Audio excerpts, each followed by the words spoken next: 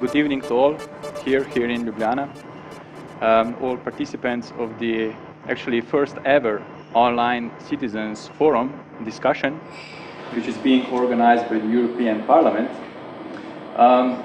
Here are the audience from Ljubljana, but also we have audience from the Maribor and also the Stockholm from Sweden. So it is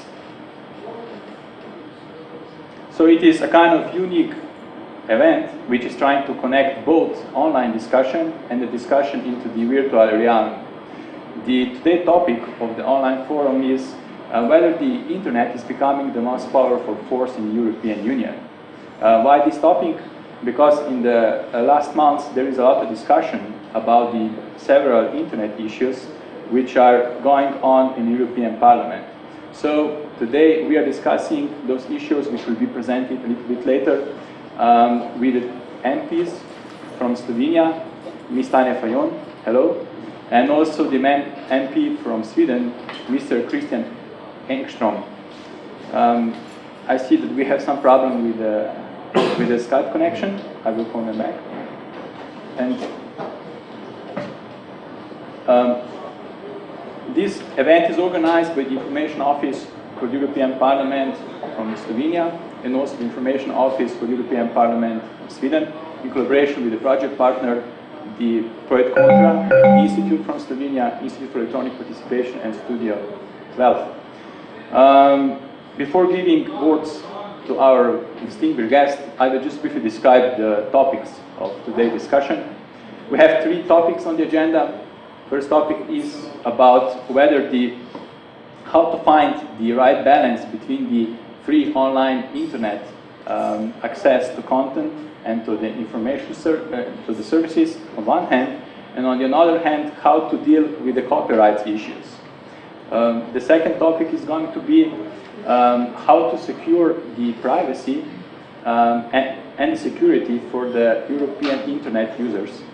And last but not the least topic is going to be the third one. It's about how these new technologies is transforming the political power in the European Union. Whether these new technologies are making new opportunities for bringing democracy on the European level or not.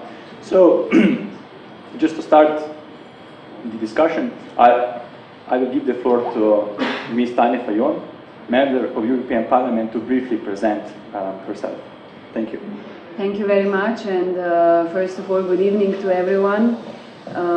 Thank you for this invitation and to have the very interesting opportunity to talk, hopefully, online with my Swedish colleague in the European Parliament. I think that's an excellent test to connect our Europeans abroad. And the topic itself is very interesting, of course, as well for us politicians, because we need internet daily, and as young people, we are very much involved how the situation globally around us is really changing and how much we are getting daily dependent from internet.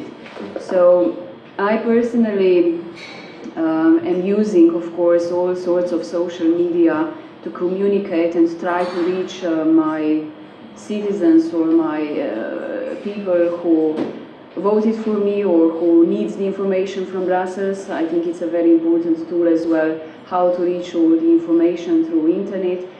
At the same time, my experience as an ex-journalist is as well interesting to see how much journalists are dependent from this new digital agenda and the development of internet, because journalists are in a way as well facing new global environment and difficulties. And I'm looking forward to this debate, more from the perspective as well to see the opinion of my colleague, which I believe will have slightly different on some topics, and as well to hear what the audience on both sides, especially here in Slovenia, is thinking. So I hope that we will reach and have a good debate. Okay, thank you very much, Tanya, for this introduction. Now we have Christian online. Video connection is established. Christian, can you hear us and see us? Yes, I can. Good evening from Ljubljana. We just started with a discussion. Colleague Tanya already gave her brief presentation, and I would really like to invite you to present yourself briefly to the audience, both online and here in Ljubljana and in Sweden. Right. Well, I'm a member of the European Parliament for the Pirate Party. The Pirate Party in Sweden, we got 7% of the votes in the EU elections in 2009. Before I became a politician, I used to have a perfectly honorable profession. I used to be a small businessman and computer programmer, working for some 20 years in a small company, 20 employees. We were designing phonetic search software for trademark searches, selling to patent offices and to patent attorneys. But then I got involved in the open source movement, and I had, more or less by accident, happened to slip into politics because of the Software Patents Directive in 2004 and 2005. I got interested in that because I saw that as a very important issue. So I ended up spending most of my time for a year fighting that directive together with other activists from all over Europe within the FFII, which was the organization doing that. And then after that, I thought, okay, now I'll get a haircut and get a job and get back to normal life. But then one day I happened to switch on the television, and I heard that somebody had started a party called the Pirate Party, and then I knew I simply didn't have a choice. I had to be part of that, and well, here I am now. So now I'm a politician and no longer a programmer. Okay. Thank you, Christian. Tanya, do you have something to add? Yeah, maybe just because Christian didn't hear. Hello, Christian, in my name as well. Maybe just a few brief words as well of introduction from my side. I am, as maybe you know, new member of the European Parliament, belonging to second biggest political group, Socialists and Democrats. And I've been before a journalist, so I, in a way, am connected very much to communicating with the public before as a journalist, today as a politician, and I'm very much, as you are and as all the audience, I think, here and in Maribor, which are following us, and maybe on your side, dependent of this new environment and from internet, and I'm looking forward to our debate tonight. Okay, thank you, Tanya and Christian, for these nice introductions.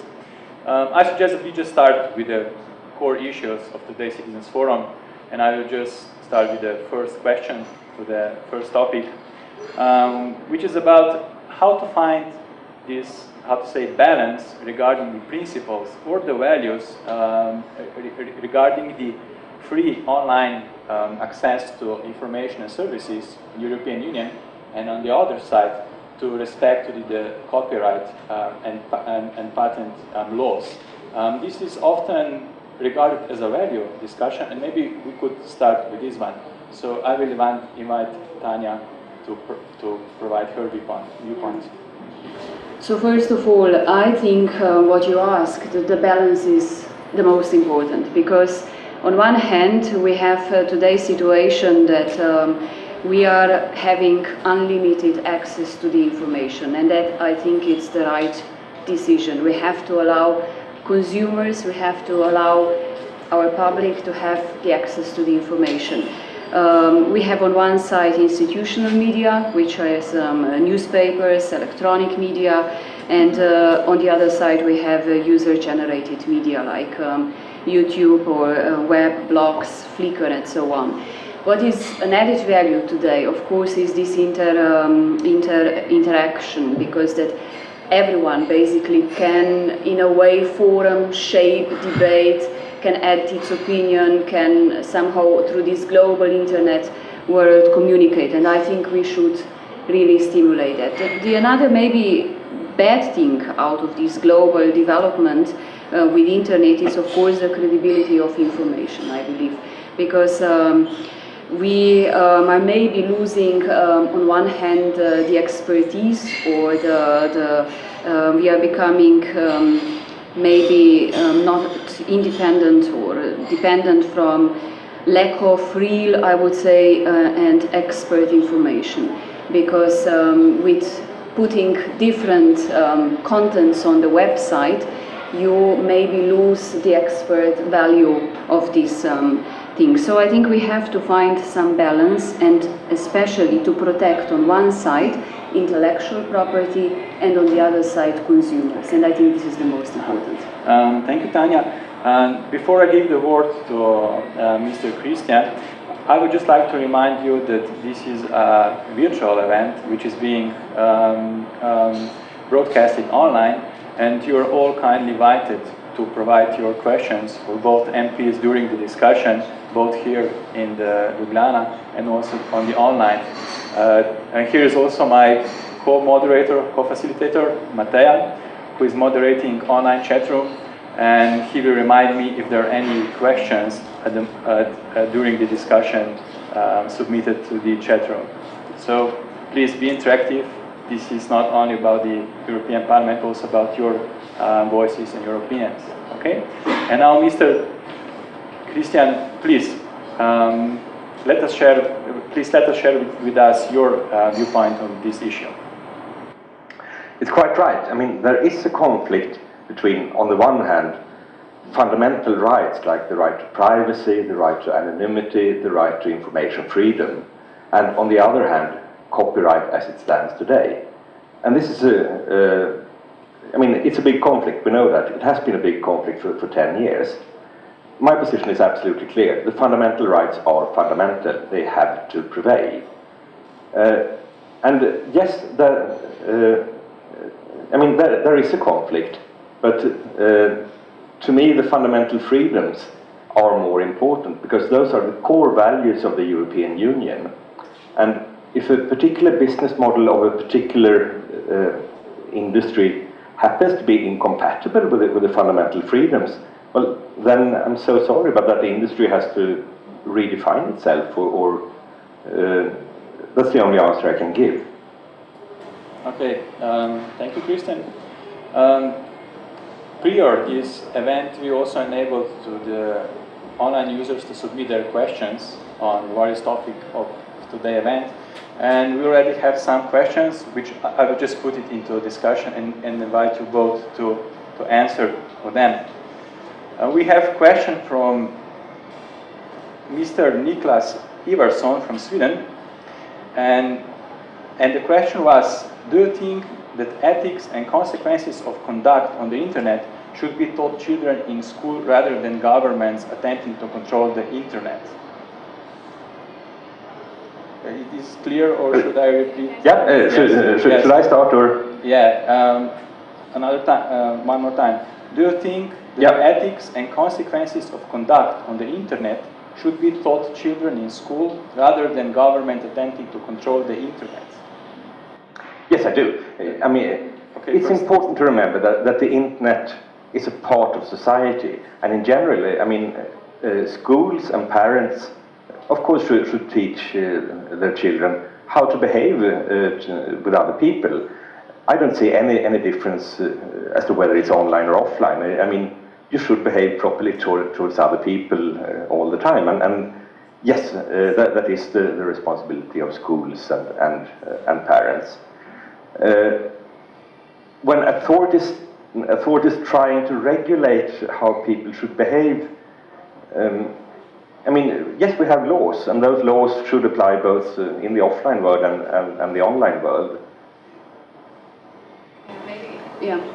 If I would say, of course, as you said, we should teach children and our youngsters in the school how to use internet, but what I believe it's important is that we assure some sort of control as well, how to fight against illegal use of internet, like such as child pornography or cyber crimes or stealing patents, for example.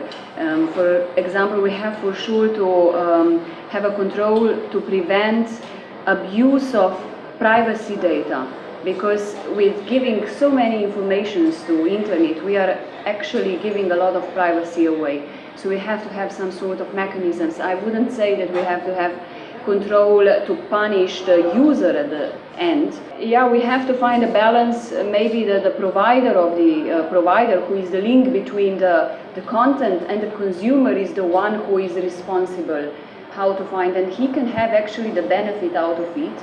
Maybe we can search different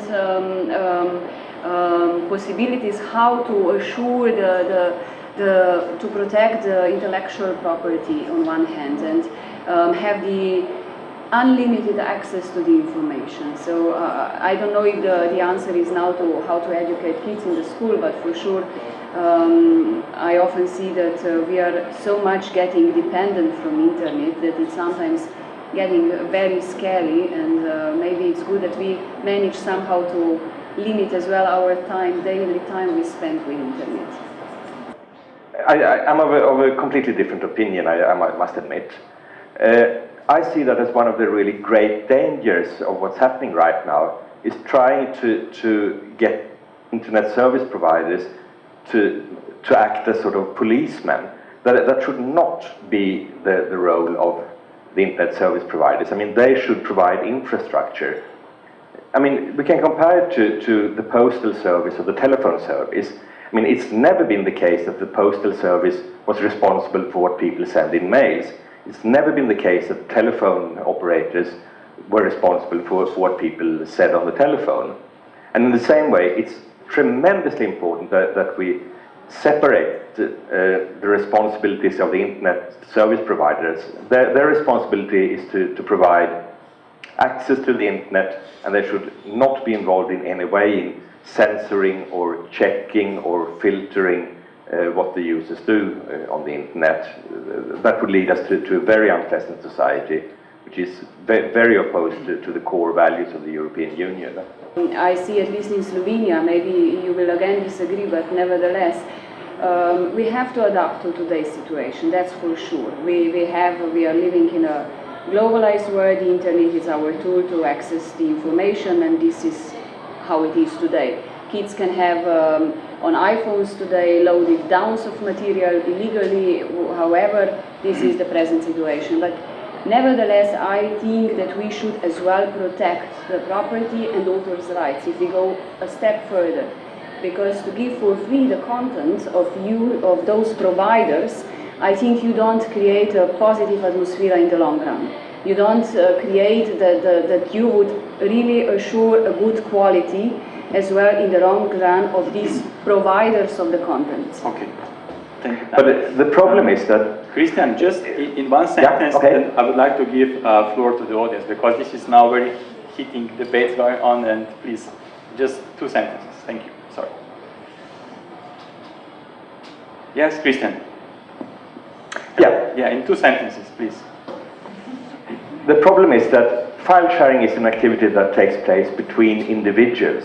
The only way to even try to stop file sharing on the internet is to give up the right to private communication. And the right to private communication, it's Article 8 in the European Convention of Human Rights. It's one of the fundamental rights that must be protected. And it's not necessary. The way that copyright has evolved for the last 10 or 15 years to become something that every citizen has to worry about. That doesn't help the cultural sector at all. We should embrace the internet, say yes to the new fantastic possibilities, not use the internet as an excuse to dismantle the fundamental freedoms of Europe. Okay, thank you, Christian. Now I will open the floor for any comments or questions. Here from Keeper Pipa, you can see that there is still a kind of different values approach to those issues. What is your opinion about that? Do you have any opinion by yourself? Which direction to follow? Any questions, comments? No? Okay. Matteo, do you have any question from the chat room? Okay. Okay, now we have a question for our distinguished MPs, and I will just read it, and I will then invite you both to answer. Okay, Christian? Okay. Yeah. This is a question from Peter. I have a question for both guests. The EU countries have different opinions on the privacy questions because of the Google Street View, where Google takes pictures of streets and buildings. Could the EU create a common position on this so that all citizens are protected or not protected in the same way? So, who is going to take the first to challenge this, to answer to this challenge? Christian? Okay. Okay, please. Yes, I think there is a good case for European-wide data protection rules, and indeed we do have the data protection rules on the European level. It makes sense to have it on this level because I mean the internet is so international, so it's a good thing to harmonize. Now, having said that, I don't see Google Street View as the biggest problem. The big problem, I would say, at the moment is what the governments are doing. In particular, or for instance, the Data Retention Directive that was passed by the EU in 2005, I think it was, which demands that internet service providers should keep data so that either the police or the big copyright holders can get access to that data. I see much more intrusion into privacy from various governments than I do from private companies. But having said that, we really must keep an eye on the private companies as well, because I mean, that's another area of concern that is very important. But right now, I think what the governments are doing is much more dangerous and much more important. Mm-hmm. Thank you, Christian. Okay, Tanya? How I would start is that, of course, I don't want to feel like Peter was saying Google Maps can follow you on the street like Big Brother is watching you, that each my step would be followed and I could be taken photograph everywhere. So I believe that we need to firstly to protect our privacy and our basic human rights. So we have to strike the balance how to properly have the balance of free access to all the information and protect ourselves as well. And I think that is the most important. And unfortunately, there is no EU legislation which would harmonize all the EU member states in that direction, but we are still debating. It's a new development for all of us. It's changing rapidly fast and we simply don't have answers, and that's why we are as well debating. We had some initiatives and resolutions even in the European Parliament concerning the protection of privacy or fight against stealing intellectual property, but these are other issues. So I think there are many answers which are still open, and we need to find the answers. Okay. Thank you, Christian and Tanya. Now I will read the chat room question. Okay. Thank you, Jure, for question. Is this your question? Because we have Jure here. I know it's... Okay. We have another question from the online chat room, and I will read it as the first one. Okay. Jure is asking, how do we teach children, how do we teach children that they should pay for content, even if from respect for content, even for respect for content authors? Does EU have a midterm strategy around that? Christian, maybe you can start. Because the film and record companies have been trying for at least 10 years to really have this propaganda that copyright infringement is stealing, etc., etc., etc. That is, first of all, it isn't. I mean, stealing is one crime, copyright infringement is another crime. I concede it's a crime, but that's only because the legislation right now is inappropriate. And I mean, look at reality. For the last 10 years, everybody has been bombarded with this propaganda. it hasn't worked at all. In all member states, file sharing has continued to grow exponentially every single year. So it simply isn't working to try and indoctrinate young kids. What we need to do is to realign legislation, the copyright legislation, so that it fits together with reality. And we could do that very easily by saying that, yes, we keep copyright legislation more or less as it is for commercial purposes, for things that are done with commercial intent. But we bring it back to how it used to be 20 years ago, that things done by private persons for non-commercial purposes are free and legal to do. So file sharing, which is done by private people without commercial intent, should be legal. Everybody would gain from that. Citizens would get access to culture without being afraid of the police coming, knocking on the door, stealing their computers. Artists would gain even more from it, because this new fantastic cultural landscape, first of all, there's much more cultural diversity, which is absolutely great. But also, when we look at the economic statistics for the last 10 years, we see that the change that's happened is that the record companies are losing revenues, but people are spending as much money on music, so the artists are getting more. This is a great development. We have no reason to try and stop this and turn back to the previous century. We should say yes to the future and embrace it, because everybody's gaining from it, except for a few middlemen, some big companies that no longer have a sustainable business model. I would agree that it is a great development, and we have all to have some benefits out of it.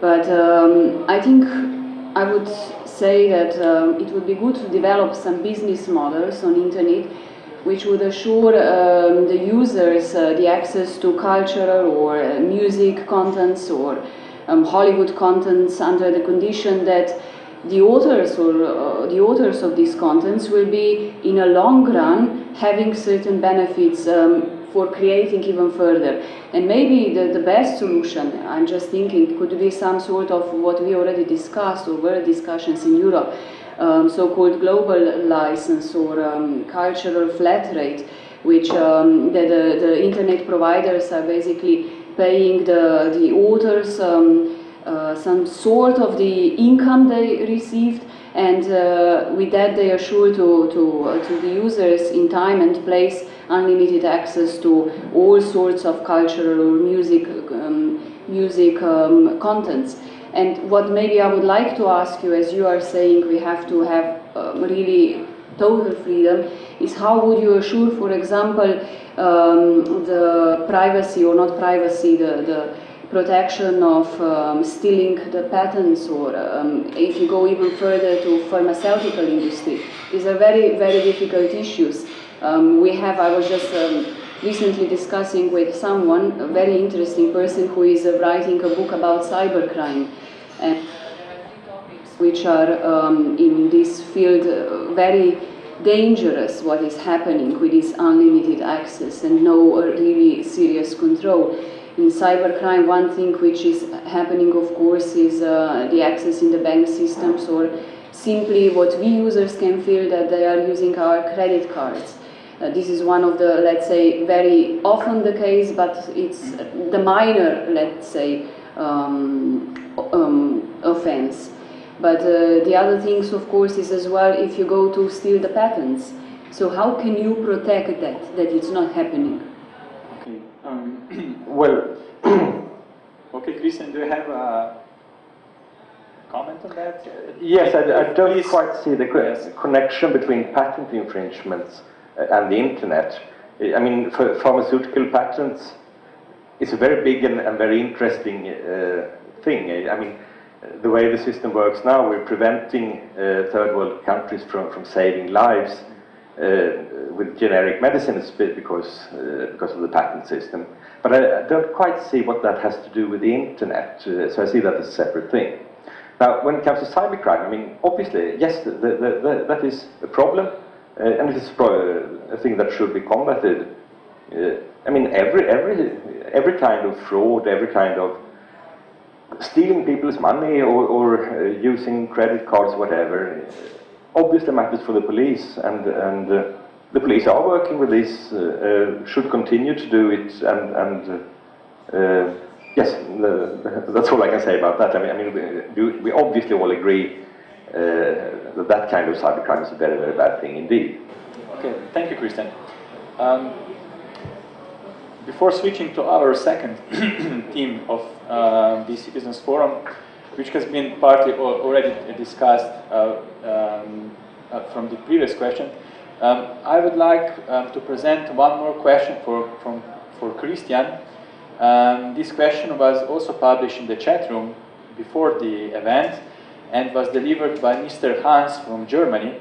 And Christian, I will read the question and ask you for a brief comment or answer, okay? Dear Christian Engström, ahoy, as we say in the German Pirate Party, many people in the creative industries are looking for new business models. They try to find sustainable way to enable and to finance the production of content for newspapers, books, music, software, etc. I don't expect that you have the answer. However, I would like to hear an estimate from you in 2030, what will be the shares of old school licensed content versus Creative Commons style content? Or to ask the other way around, how much content will be financed by selling copies and how much content will be financed by other sources, like sponsors, merchandising, voluntary work, and consulting services? Right. Like I said in the introduction, before I became a politician, I used to be a businessman, a small businessman myself. And during those years, one thing that I always found a complete waste of time was listening to politicians suggesting how businessmen should make money. I mean, it's very, very difficult indeed to run a profitable business. And the people who probably know the least about what it actually takes in the real world tend to be politicians. So now that I am a politician, I will not suggest business models for people. That is up to the individual entrepreneur to decide. And in reality, I mean, it will always vary an awful lot. Now, having said that, we see, I mean, we politicians shouldn't try to invent business models for businessmen. But on the other hand, we do have a responsibility for the entire sector. So it's a great relief when we look at the economic statistics for the last 10 years to see that revenues to the cultural sector are increasing in a nice and handsome way. So we know that entrepreneurs in the cultural sector are making money, and that's a great thing. So we have every reason to be happy and no reason to be scared about the future. Thank you. Now, if I were to guess about what's going to... I would say, however, that, I mean, selling copies, I don't see any particular long-term future in that. At the moment, yes, companies can make a profit selling copies of songs on iTunes, etc. What people are really paying for that, I would say, is convenience rather than the actual copies. Because I mean, everybody can... I mean, computers, the only thing they do is to make copies. It just takes a mouse click. And you can't really expect to make a lot of money in the long run on something that everybody can do by just clicking his finger. So I would expect most of the revenues to come from other sources than selling copies. Okay, thank you, Christian. We will conclude this first part of discussion by a kind of summarizing question. I will ask Tanya if she can briefly summarize these issues, problems that were identified, and how the European Parliament, as a decision-making body within the structure of the European Union, can address and will address those issues in the future. Well, I think what we learned, what we discussed now is basically that we have to find some proper balance between the consumer rights, the protection of our basic rights, I would say, while we are giving our information to the internet, and of course, on the other hand, to find a balance to protect the authors or the providers of the content. I think this is the most important. I cannot imagine, to be very realistic, you said that musicians can live quite well today, or the other makers of the content, like movies or books or publishers, I don't think they can live well in 10 or 20 years if we simply leave the environment just to download everything what is possible without any sort of control. I don't say what could be the solution for that, but I think we have to have in mind as well that we have to find some answers, how to protect as well the author's rights and the intellectual property, and on the same side how to protect our basic rights and our privacy. And then I think European Parliament in that regard had already some resolutions, and it's working a lot, especially I would say in the field of protecting intellectual property. So I think this is a start. It's still a debate, ongoing debate. We had several difficulties, as you know, as well. Recently, when we, on one hand, adopted a so-called Gallo report, but on the other hand, we were in March this year accepting the resolution which is criticizing the agreement, anti-counterfeiting trade agreement. So Parliament is doing something, and I think we are especially trying, I'm coming from LIBE committee, which is dealing with civil rights, take care in the first place our privacy and our right for as well intellectual property. Okay, thank you, Tanya. Now we will move to the second topic of our discussion today. We still have 1 hour left. And the second topic today is the issues relating to which we already somehow opened so far, are the issues of privacy and security for the internet users. We know that the internet users and consumers in the European Union are facing a lot of different dangers and obstacles when trying to communicate or use services or information, or even to pay online or to download some things which they don't know that they are probably illegal and things like that. So what we would like to discuss within this topic is whether is there any possibility, or if is, how to create a common pan-European legal regulation or legal framework which will address those issues of privacy and security for European consumers. We know that different countries have different approaches, policies to those issues, and when talking about the European digital market within the Lisbon strategy, this is something that the European Union is still lacking, more or less. And I will ask Mr. Christian to provide his view on those issues. Please. It's quite right. I mean, at the moment we don't have a single digital market. We're, in fact, a very, very long way away from one. And one of the problems is the territoriality of copyright, the fact that we have 27 different member states, and copyright applies in each of them in different ways. This leads to all kinds of absurd things, from the fact that there are no really good pan-European offerings of music and film for those who want to pay, to other things like the fact that, for instance, blind people who want to get access to books, if a book has been transformed into a format that they can use, like Braille or something, in one country, that can't be used in another country. This is creating completely unnecessary and just plain stupid obstacles. So we would need to I would say we would need to have a common copyright title covering all of Europe. But before we can even start working on that, we need to decide in which direction copyright should be changed. And unfortunately, so far, for the last 20 years, every single change has been going in the wrong direction. So we need to have a fundamental discussion first about what we want to do with copyright, what is the proper role of copyright in modern society. Then we could start harmonizing. But if we do that, then I think that there is a fantastic opportunity, because we should remember that the European Union is the biggest economy in the world. We have 21% of the world's GDP, and the US has 20, so I mean we're not that much bigger, but we are bigger. So if we could just get our act together and get the internal market working, we could have a fantastic future. Okay, thank you.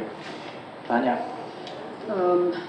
As Christian said, I believe we are really at the beginning how to make some unique model, or not model, I don't want to say again business model, but how to harmonize our states and our legislation. You know well that there were attempts, for example, in France, which in fact failed, how to punish the consumer when they are downloading illegal content or illegally downloading the material.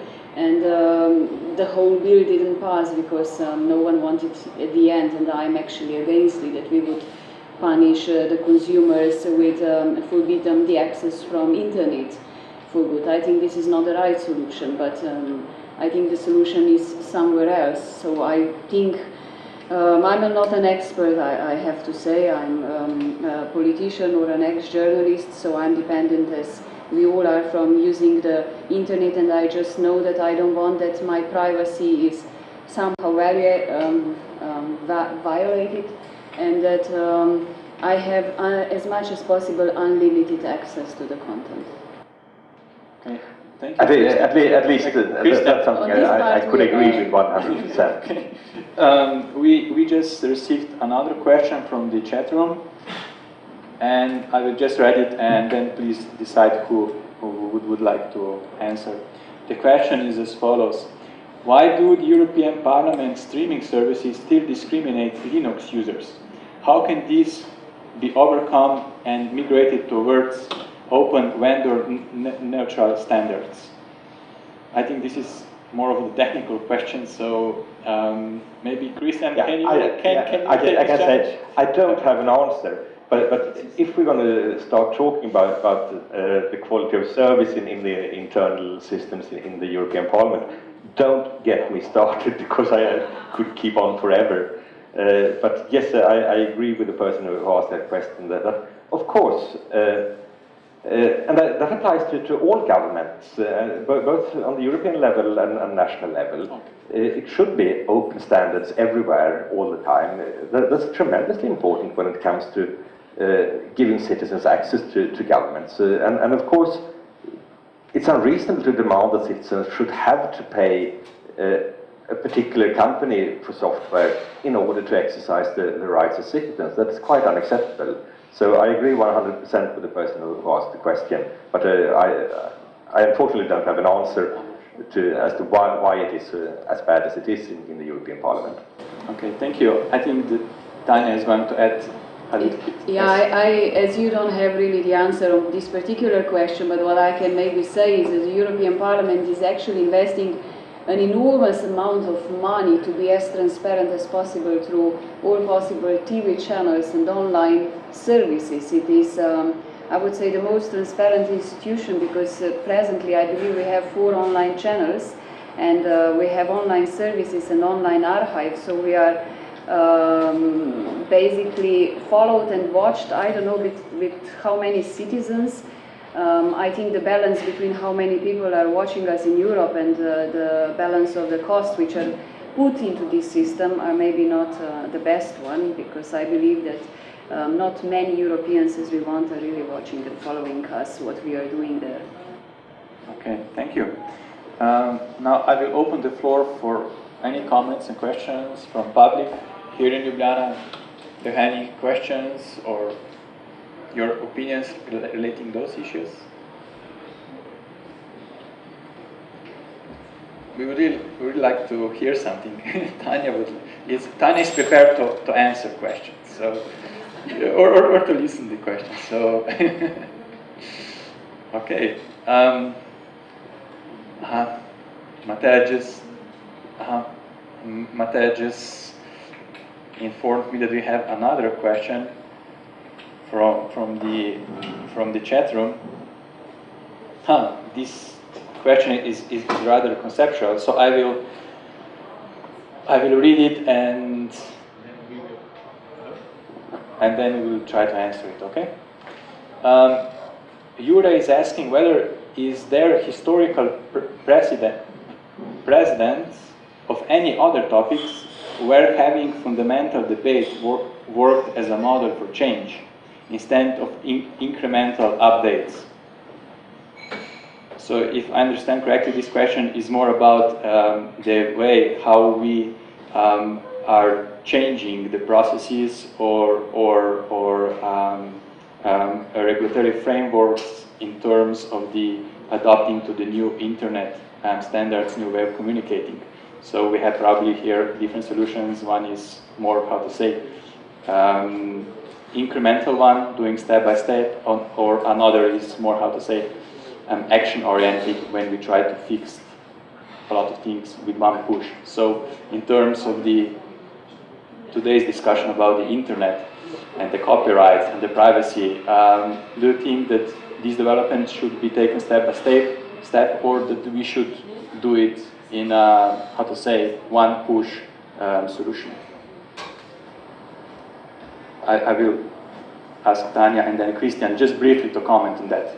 No, I will be very brief because I'm not totally sure if I really correctly understood, but in any case, I believe we have to go step by step with searching the solution. Even the environment is changing so rapidly that I permanently have the feeling that I am few steps behind what is tomorrow happening in this internet environment.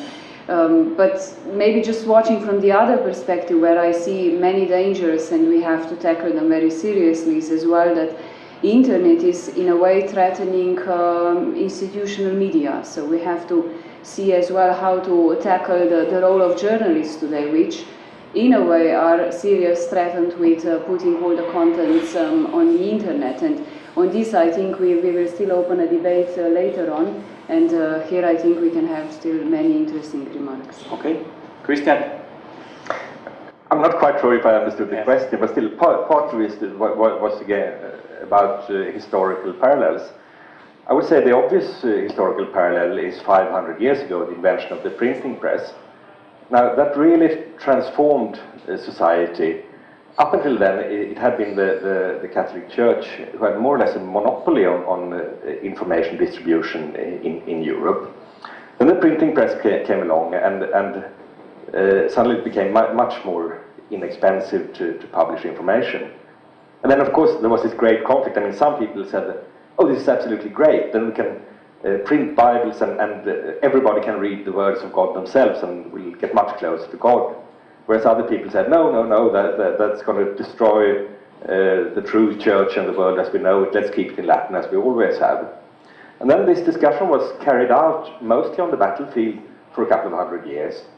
But in parallel with that, society did transform. I mean, regardless of the political discussion. We got first the Renaissance, then the Enlightenment, and then that led to the modern times. So what we're seeing now, the internet, I mean, it's at least as big as the printing press, probably bigger.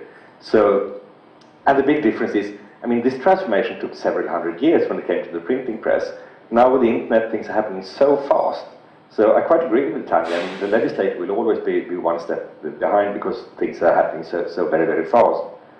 But when we look back now at the discussion that was carried out 500 years ago, I mean, it's obvious that I mean, we wouldn't have the society we have today if it hadn't been for that. And if it hadn't been for the fact that we did, in the end, embrace the technology of the printing press and all it led to. In the same way, I'm confident that the internet, yes, there will be turmoil now for a while, but I'm confident and more than confident that it will lead to very good things in the future. So I'm very optimistic about the future. Okay, thank you, Christian and Tanya, for these inputs. We still are receiving questions on the chat room, but I will skip them for a few minutes because I would like to open the third topic of our discussion today. And before that, I would ask last time, do we have any questions from the audience here? Comments? Aha! Dobro, prosim. Just a second to have a microphone. We have now a question from the audience in Ljubljana. Oops, sorry, that's loud. Matthias Shukle from the Free Software Foundation Europe. I can just read my own. Kam izmiri odrežete? Okay.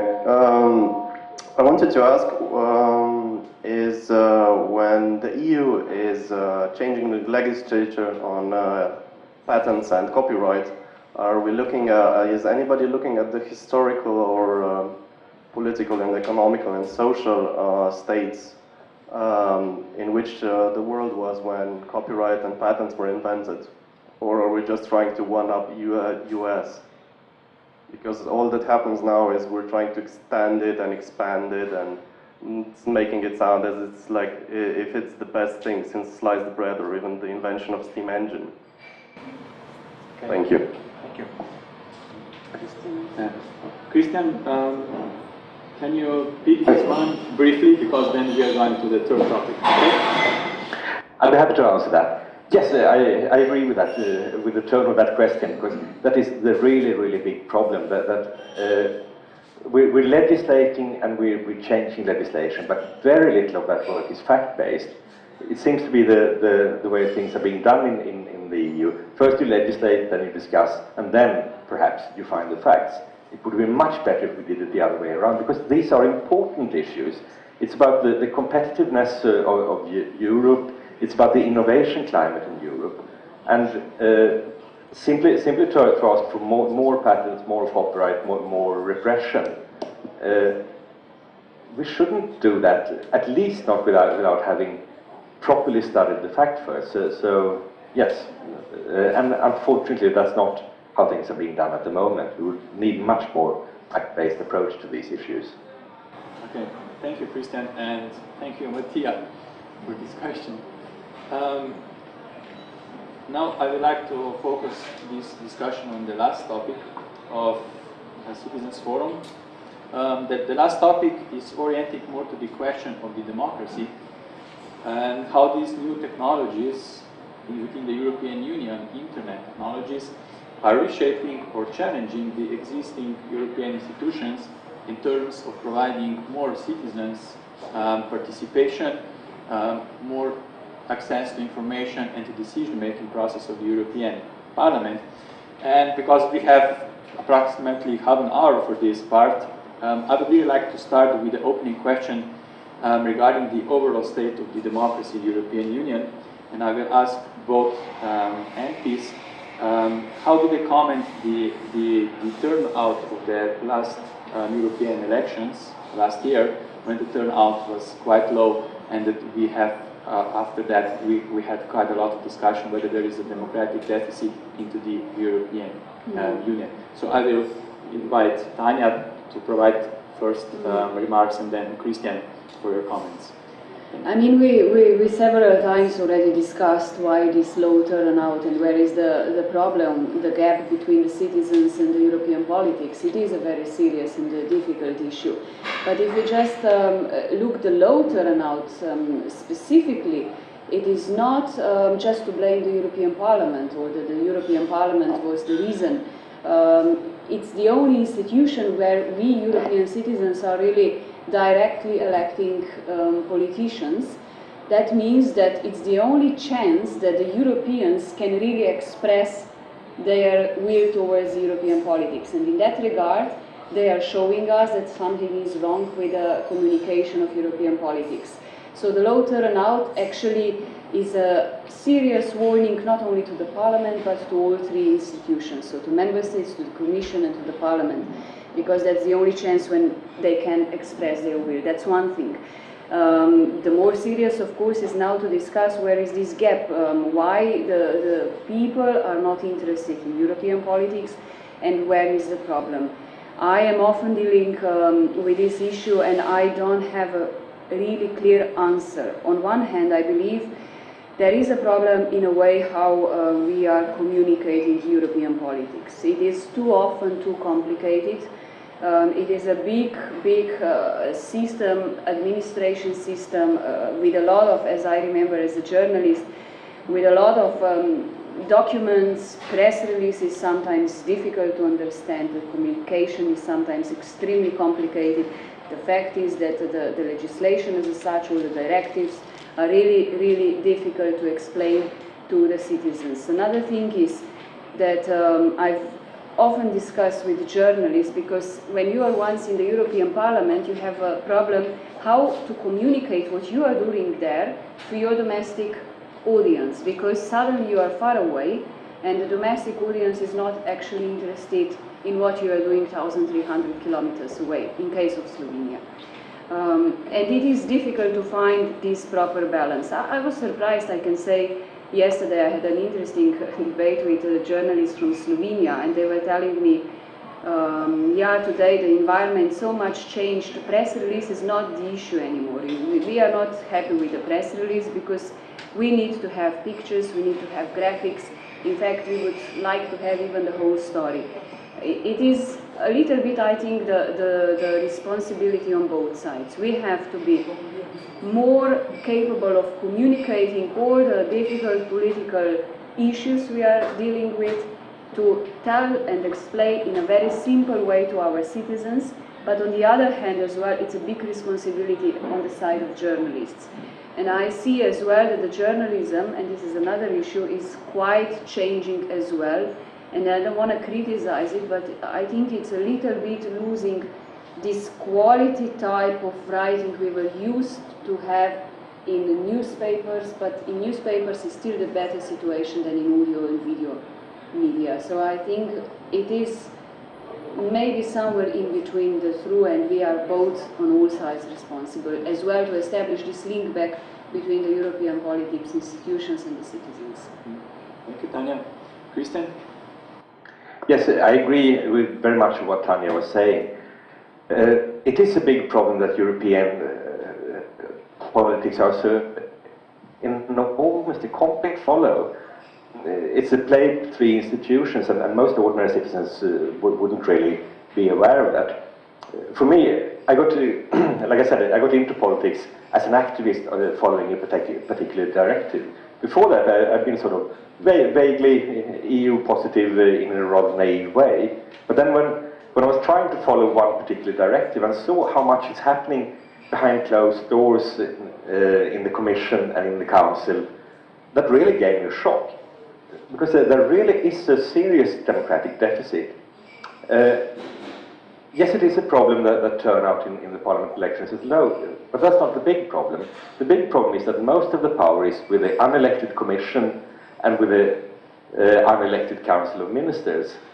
The parliament has some power and has gained more over the years, but still most of what's happening being decided is being decided by unelected officials behind closed doors. And I think that's one of the reasons why many citizens simply give up when it comes to trying to follow European politics. Maybe if I just add something which I didn't say before. As well, of course, for the average citizen, it's very easy to understand what's really happening in his close, I would say, environment. Or if he can buy, I don't know, a bread for this price tomorrow or not, how does it affect the environment on his life tomorrow. So, of course, citizens are interested to know, firstly, the domestic issues. And it's very difficult to explain what is happening in Brussels because they are interested how they will live tomorrow. And the media as well are reporting about the domestic issues much more than it used to be the case in the past. I remember when, I don't know how it's in Sweden, but at least in Slovenian media, I think we have quite a gap of foreign politics and as well as European politics. I remember when I've been a journalist on a Slovenian national television, when it came to European politics, the ratings dropped significantly. And I wouldn't say that it was because of the bad quality reporting, but simply the fact that it is not sexy, so we have to make it maybe more, I don't know, sexy to attract citizens. Yes, I will pick this up and I will connect with a very interesting comment which was delivered just right now to the chat room. Comment by Jure, and I will read it, and then I will try to prolong the discussion. Jure said that the means for people to influence or even access the European political process are severely limited, but big business not. So what, if I understand correctly, what is Jure trying to say that there is an impression on the side of the citizens, they really don't have the access to the policy political process, although the European Parliament has in recent years made a huge improvement in terms of its online presence. We have the European TV online, we have European Facebook, Twitter applications, we have European Agora online forum where there are several discussions going on. And my question is to both of you, although that we have the increase of the communication channels for citizens' participation, there is still a sense that those channels are not actually oriented towards the concrete topic of the policy-making process or to influence the final outcome of what is being decided in the European Parliament. So I will ask Tanya and Christian both to comment on that. Yeah, I can first just argue that my impression, at least from the perspective of European Parliament, is of course that in the last few years it changed dramatically. It changed quite a lot, in a sense that the institutions is really extremely open. We have, or the citizens have all the possibilities to follow online basically everything what is happening in the building. They have a direct access. We are even, I would say, pretty much advanced for most of our colleagues in the European Parliament, because we are going into the direction that as a politicians we are communicating our contents through Facebook, through Twitter. It's not anymore the press releases are in the front run. So we are really developing very modern tools and we are very open to our citizens. The other issue is, of course, the other institutions, which are sometimes problematic as well from our perspective. This is the Commission and even more the Council and the Member States, where there are still many procedures which are closed for the public and which are closed as well for the other politicians from different institutions. So, but things are moving and we are debating a lot how to open as much as possible all the channels of communication and to be as transparent as possible. And this is, I think, an important step as well, how to bring this European politics closer to our citizens. But I believe the channels which are existing are not used, as you say, the way they could be used. Okay. Christian? Yes, I agree very much. I mean, there's no question the Parliament is by far the most open of the three institutions. But then, of course, the problem from a citizen's point of view is that the decisions are being taken very much by the Council and Commission. If you take a practical example, the ACTA negotiations ongoing on the anti-counterfeiting trade agreement about sharpening enforcement measures against copyright patents. The negotiations are being carried out by the Commission, and not even Parliament gets properly informed. Select members of the International Trade Committee got to see the draft agreement. The rest of us had to rely on leaks. And that of course is, you can't blame the Parliament for that. It's mostly the Commission and the Council that you have to blame. But it is a problem. And I mean, as a citizen, you don't really care where things are being decided. You want to know about who is deciding them, and you want to be able to contact and influence people and get information. So the Parliament is leading the way towards openness, but the other two institutions have very much work to do to follow when it comes to opening up. I remember we had quite a serious debate a few years ago when European Commission, for example, was improving their online services. As you know, you can follow European Commission work, at least Europe by satellite. You have 2 channels today when you can see the daily work of the European Commission. But there was a debate whether the Commission can have its own press service in terms of having its own journalists.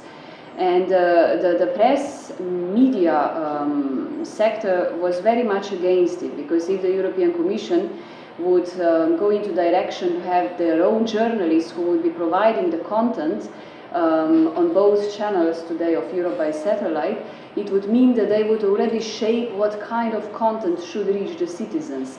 And that actually, in fact, didn't happen. So you have still only pictures and statements, but without some journalists behind who would put the stories together. And I think this is good. I will bring discussion back to the quality of journalistic reporting about European Union issues. But I think we have a question from the audience from Mattia. Maybe he can get the microphone and give us. And we have another question. Yeah. And okay. And then I'm sorry. My name is Mitya Mershol, and I was wondering about this low interest of people that they have into the workings of European Union and its institutions. But it's not the question of how many channels does European Union have to communicate. It's the question of the state of mind, of European mind, among all citizens in the countries, member countries of European Union, and it's still very low. And it cannot be helped and improved by additional channels, either by Commission or by Parliament or anything else. It's more the question of, first, the question of journalists covering the work and all mechanisms of European Union, either in Brussels or elsewhere. They are covering them in a, I should be quite self-critical about that, they are covering them in a way that it's very sort of routine and too somehow monotonous, because they rely very much on main sources of information which do not come from, let's say, from institutions, but from major, let's say, television stations, CNN or BBC or some other. And that's it. And that's the main criteria, which is wrong.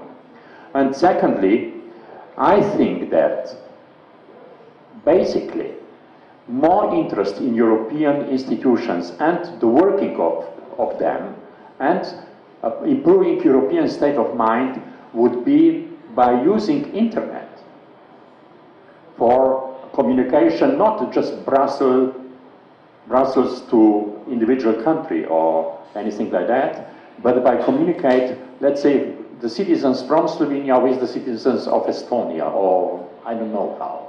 But it should be somehow channeled in this way, not by the channels from the institutions. Thank you.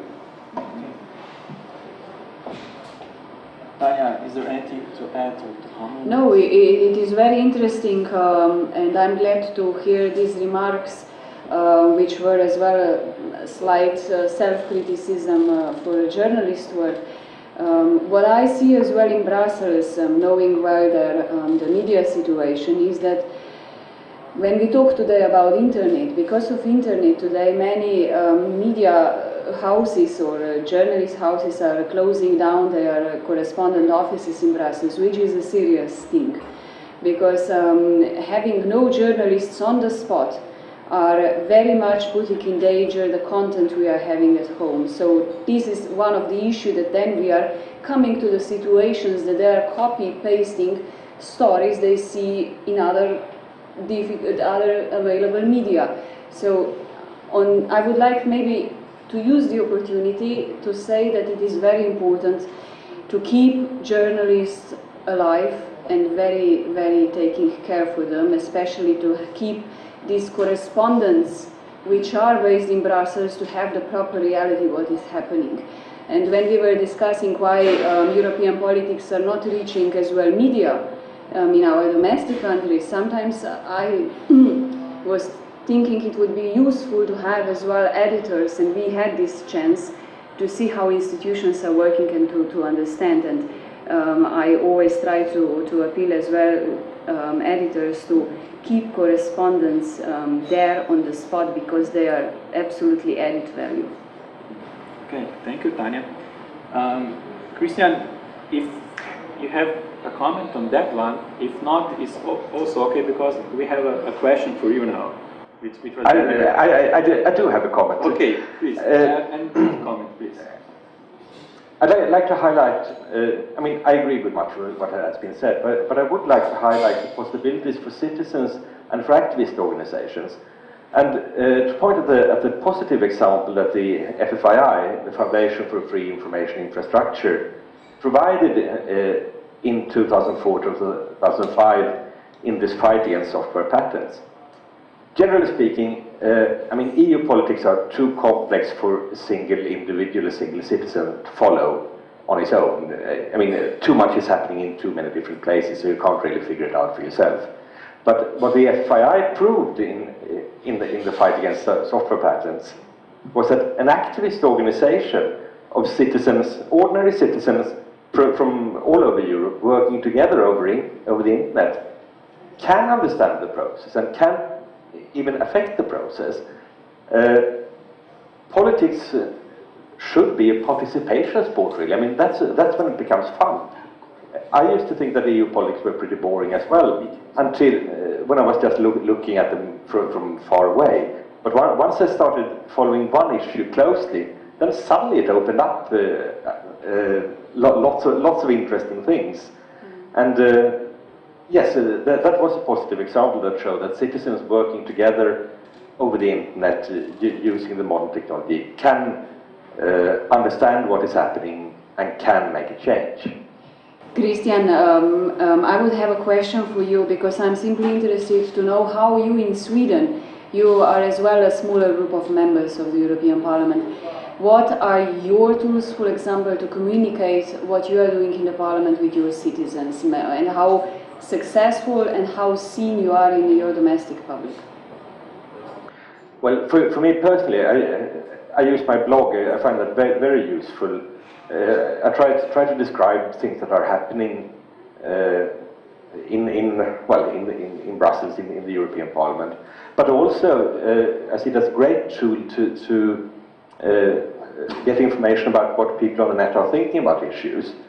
So I've done it several times when there was a new dossier coming up. I put out a request for comments on the blog so that people could give me input. Because the way I see the work as a parliamentarian, I see it as being the link between ordinary citizens and the executive power. In Europe, it's a commission that has the executive power. We parliamentarians we're closer to it, so we can describe what's happening. But I mean, it's not really we that have most of the power. But to provide that link between citizens and the executive, and then I think the blog is absolutely fantastic, because that works in both directions. Then, of course, being part of an organization, I mean, in my case, the Pirate Party, is not only very valuable, I mean, it's necessary that there are other people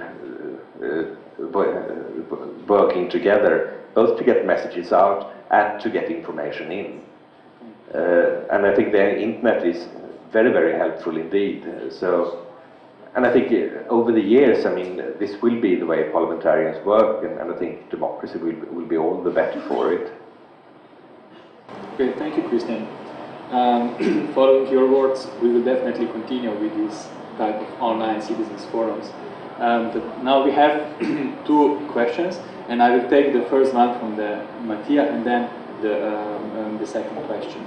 And I think the question from Mattia is dedicated to the Christian, if I understand correctly. Okay, can Mattia get the microphone? Christian, and this is question for you. Hi, Mattia Shukli from the FSFE again.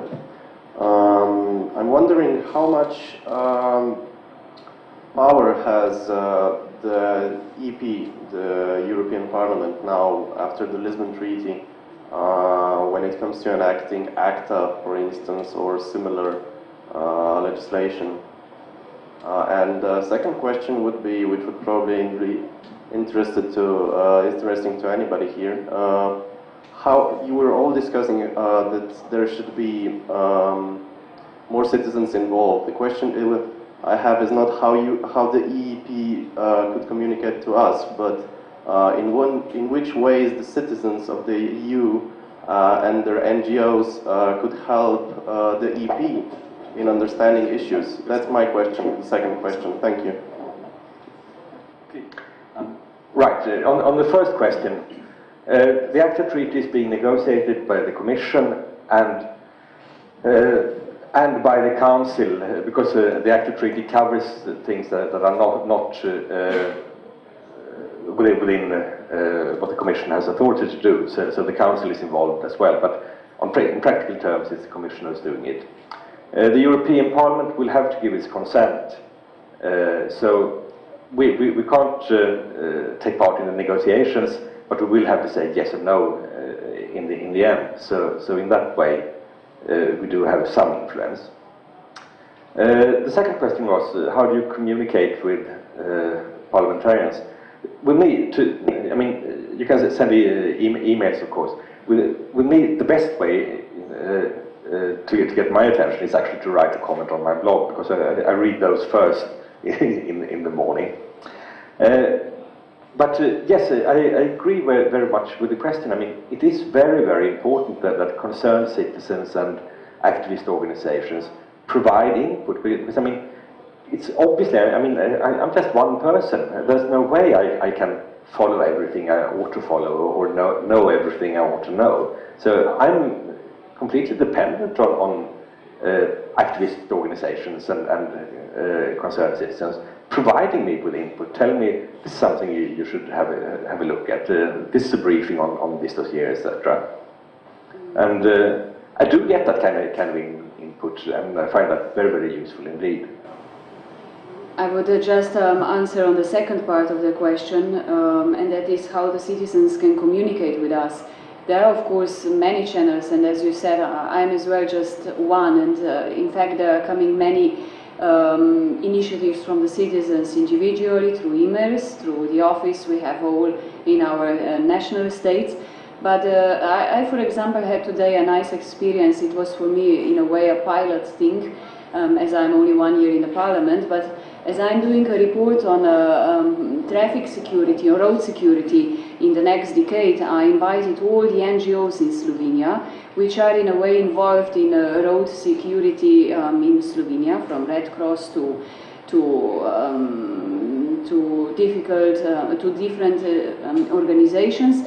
We were around 15 people, and we were 2 hours discussing where they see difficulties in Slovenia. There was an interesting debate, and they gave me a very good input for my work to consider what are concerns in Slovenia, how to improve road safety, and that was the way how you can engage NGOs or interested civil society, and I'm planning to do that more and more often. For every item or every subject I'm taking in the parliament, to have input from the citizens, and then to on the basis of these ideas, shape my opinion. Okay, thank you, Tanya. Now we will take another question from the audience in Ljubljana. Thank you, Lea Lesjak, also a European citizen. I have to admit that I don't know enough about everybody who is making decisions for me in European Parliament. But I know one thing, that maybe the problem of European Union is also that when we are talking about transparency, yes, we know everything about all the policies that are being done in European Parliament or wherever, but for example, when European citizens, when journalists started asking members of European Parliament how much they earn, how many benefits they have, or how they abuse benefits in the European Parliament, they were kicked out of European Parliament.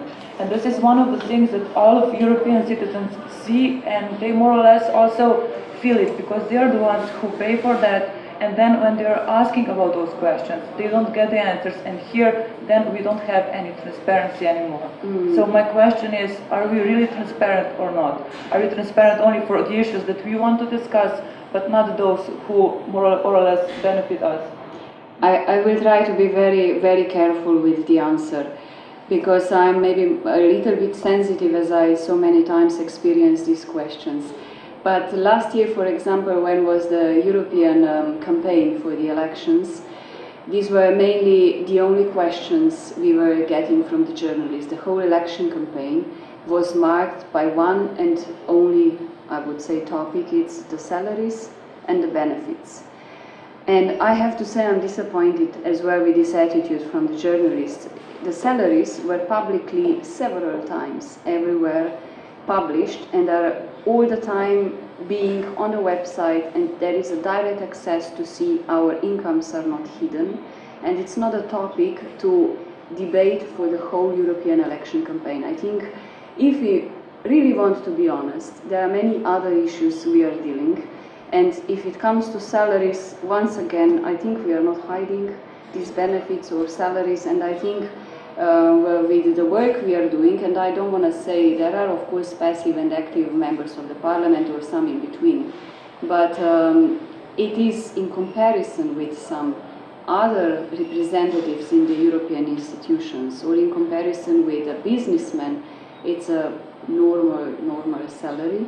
That is one thing, and on the other, I think we should be a bit more serious and rather discuss about the issues we are somehow taking, the politics we are accepting from, I don't know, so many interesting things are we doing, from labeling our food, from ban on smoking, from, I don't know, body scanners, to security at the borders, to so many issues which daily affect our life.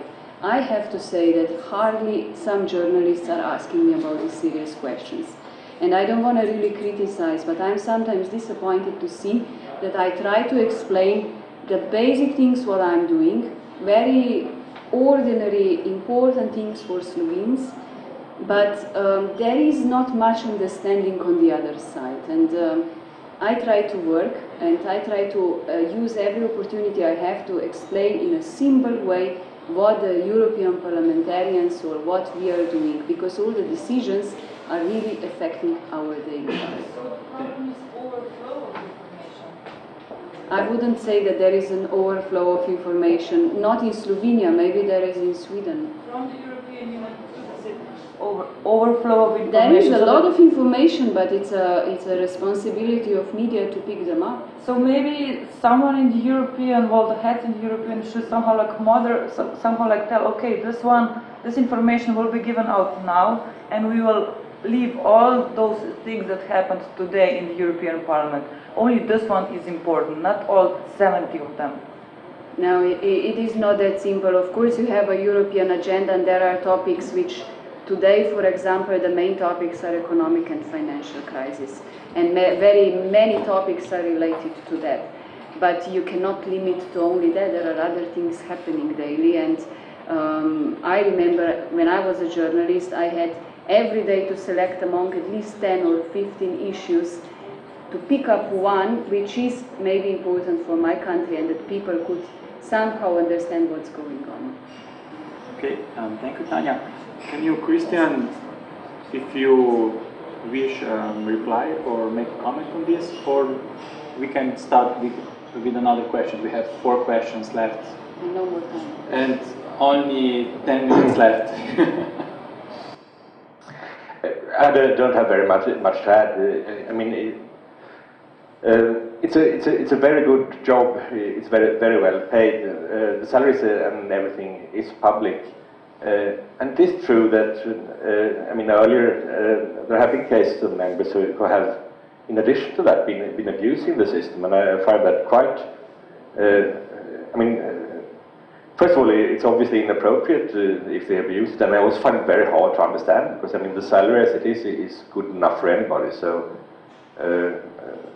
yeah, okay. That's all I can say, really. Okay, then I will take another question from the chat room, which is related to both MPs. Just a second. It's fascinating, this internet. Yes. Okay, Stojko from Slovenia is asking the following question. I would like to ask both MPs to comment this. EU legislation on gaming betting sector is quite strong, don't you think? What is your opinion about internet sports betting, and what do you think, where should EU or members will go in the future? Towards blocking these sites or opening them? So it's actually about the online gaming question. It's to take bets, or if I understand. Yeah, it's online betting, probably. To be frank, I never used this way of internet to put some bets on sports or other things, so maybe I'm not the proper one to answer, but maybe you, Christian, have some other experience. Well, the Pirate Party, we don't have an opinion on gaming or betting as such, but it is a concern. I mean, all these tendencies we see for filtering, as it's called, or censorship. trying to block certain sites, etc. Gaming is one area where it seems that the member states, want to keep the national monopolies in many cases. So that's one area where the subject of blocking comes up. And I mean, we in the Pirate Party, we're very much against blocking parts of the internet, or trying to block the parts of the internet, because I mean, it doesn't work. So, if you have any technical skills at all, or if you know anybody who's under 30 that you can ask, you can always very, very easily get around whatever blocks they put up. But yes, I mean, gaming is one area, one of the driving forces behind this blocking tendency. Okay, thank you very much. We are now running out of time for this discussion. Anyway, I will just take the final question, which was not directly oriented towards the MPs, but the organizers of this event. And it was presented from Kari from Austria, and it is related to the title of this Citizens Forum. And I will read the answer, and then I will try to answer it on behalf of the organizers. The question goes as follows. Could you please clarify the question powerful from whom? A, for the business, B, for civil society, C, for government, F, for the policy debate. Or further, which layer of internet do you mean? Email, social media, website? There is no internet. That's only a technical layer with various media built on it. This question is relating to the title of this conversation, whether the internet is becoming the most powerful force in the European Union. And what was the main reason why we organized this event is that we all sense maybe the business or political or any other power, but the transformation of the power that the internet as the technology has on different parts of the, now we call it already, information society. And we didn't have in mind to focus or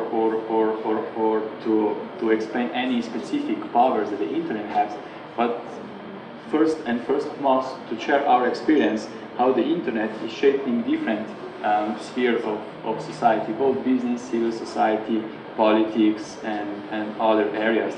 And I think that we, with this conversation today, which was bilateral, both in Sweden and Slovenia, and also global, which we enabled all internet users to participate, we showed that the internet is actually transforming the way how we communicate, and this power of transformation is especially benefit on the European issues, as we see that European Union is becoming a unique political system with 500 million people, a unique type of democracy, and these communication channels, these new technologies are enabling us to grasp with the challenges ahead.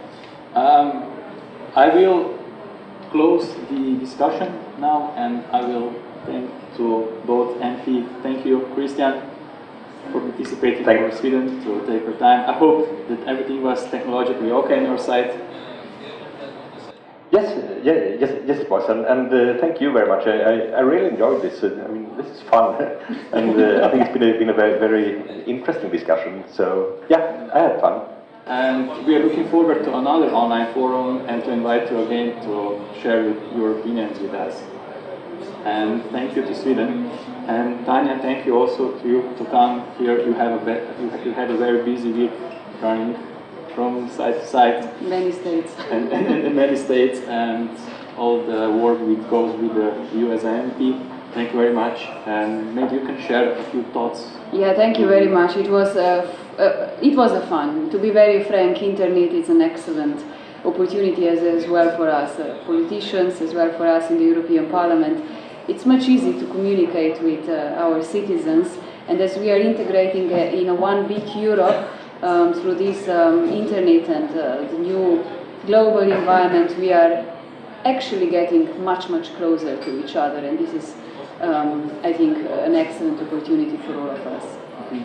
Okay, now I officially announce this Citizens Forum to be closed. Thank you all who participated in Ljubljana, in Maribor, from Sweden, and all who watched and participated this online chat room and online video stream. Thank you very much. Thank you. Thank you.